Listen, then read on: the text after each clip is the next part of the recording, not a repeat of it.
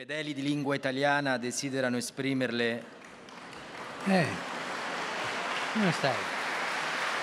Come ti chiami?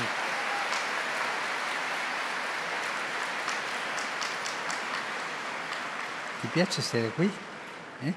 Accomodati, accomodati lì. Nell'udienza parlavamo del dialogo fra vecchi e giovani. Questo è stato coraggioso, questo, Dare testimonianza di fede davanti a un bambino e seminare questa vita.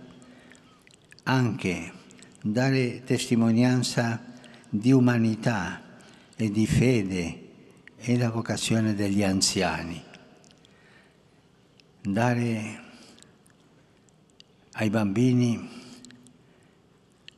la realtà che hanno vissuto come testimonianza, dare il testimone.